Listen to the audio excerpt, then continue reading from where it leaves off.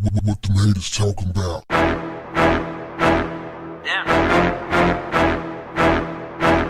What's up, family? A man who filmed himself confronting his wife when he busted her in bed with her boss is now facing jail time for unlawful surveillance. Sean Donnis, 37, filmed 2 videos on his phone when he found his wife Nancy in bed with another man in Rockland County, New York in April last year. He told the New York Post that he had just used the Find My iPhone app to locate his young son's iPad when he spotted it traveling through Rockland County. Okay, let me give y'all the timeline of events here. This happened back in April of last year. You have the poor guy that's being cheated on, Sean Donnis, who is trying to locate his son's iPad, presumably because he suspects that his wife is cheating on him. So he uses this app called Find My iPhone, and he spots the iPad traveling through Rockland County, New York. It leads him to the boss's house, where he enters through an unlocked door. He's filming. Oh, hell breaks loose. Dude's crying and stuff. This is by his own admission. He's saying he cried and all this stuff. And earlier this year, his wife files for divorce. Later in July, he's informed that he's been indicted by a grand jury for unlawful surveillance and felony burglary. He pleads guilty in August, but is due again in court later this month, September 20th.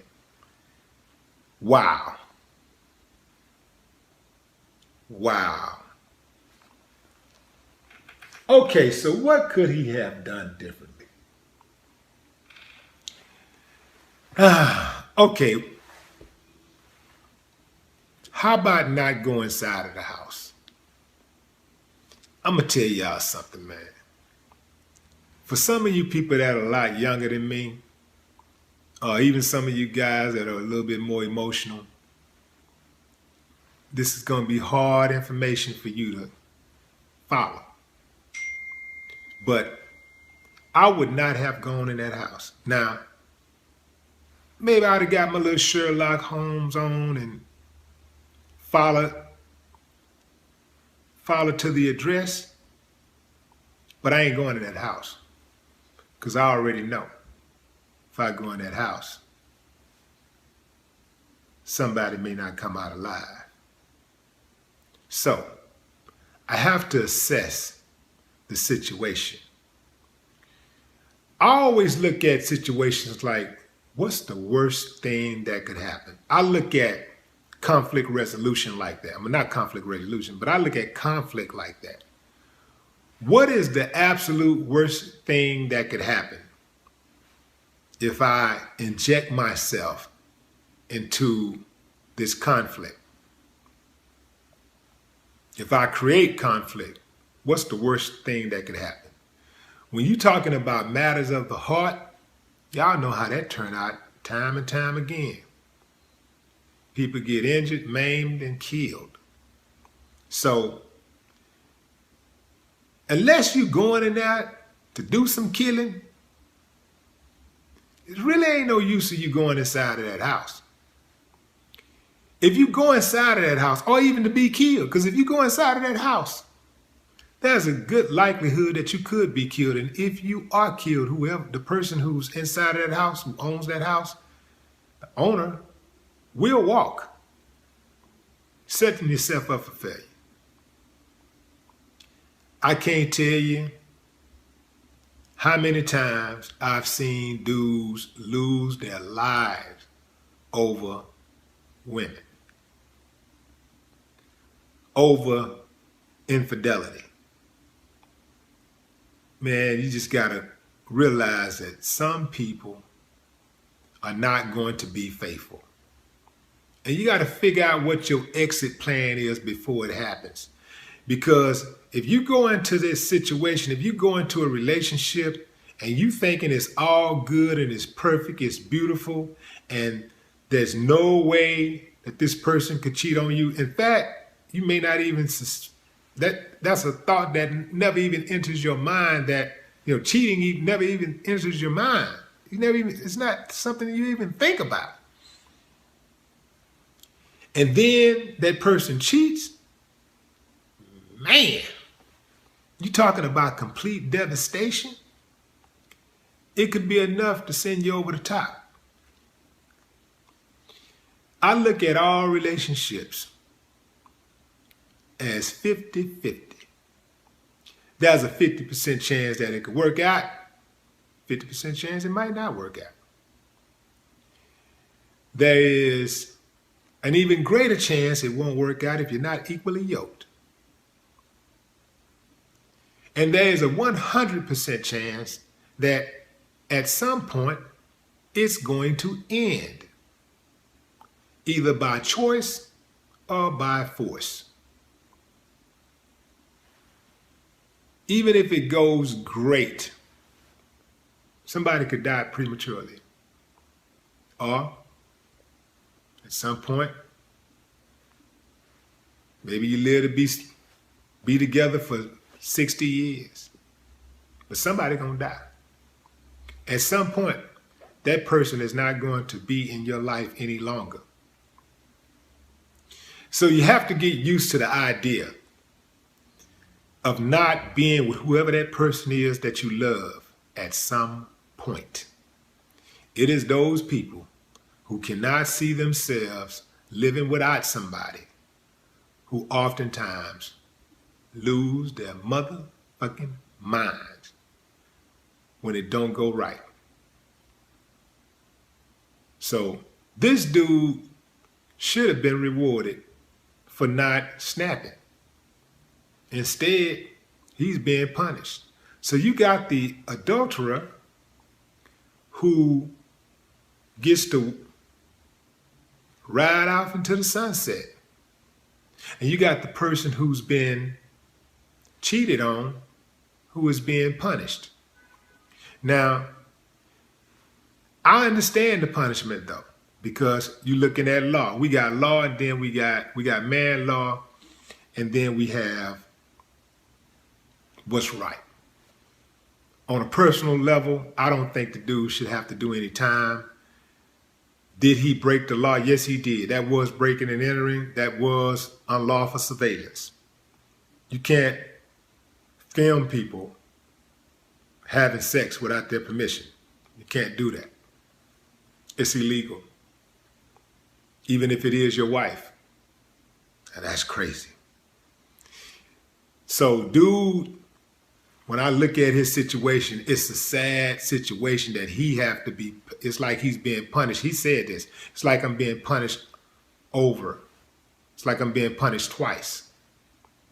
And the people who did the dirt get off. One of the major problems with U.S. community property divorce laws is that cheating spouses don't face any penalties. They get cash and prizes like they're being rewarded for cheating. Think about it.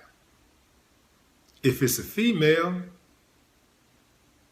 most of the time she get the kids, child support, sometimes alimony. Hopefully that's not the case here. Hopefully that dude don't have to go through that. Hopefully he don't have to pay alimony. Take care of your kids, but alimony, man.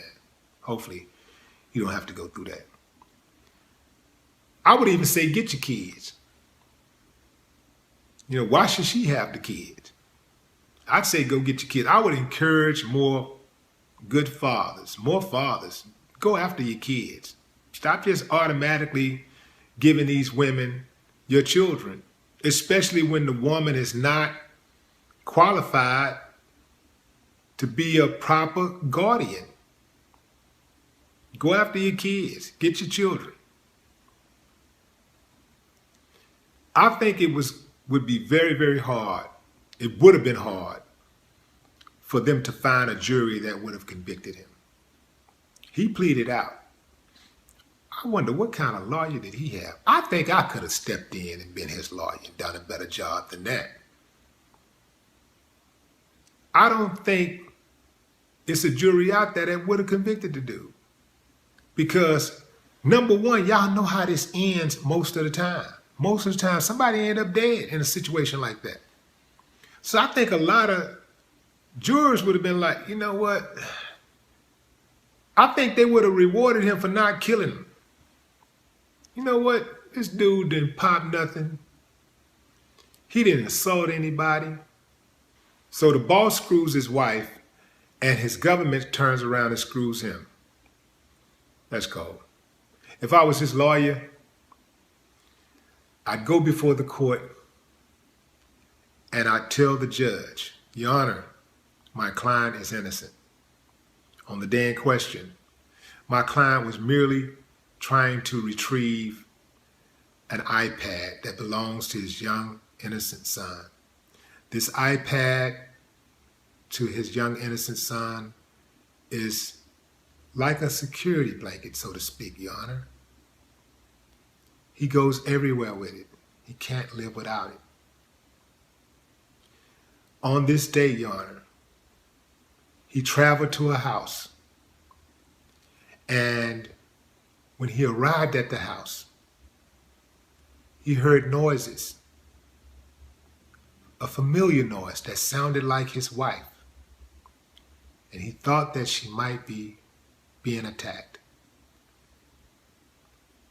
My client carefully went into the house, and he was scared, Your Honor.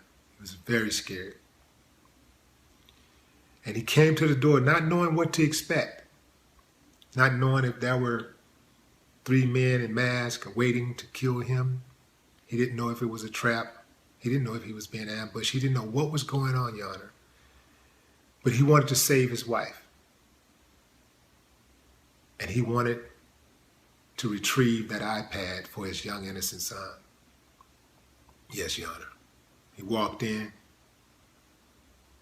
and instead of finding the iPad, he found his wife committing adultery.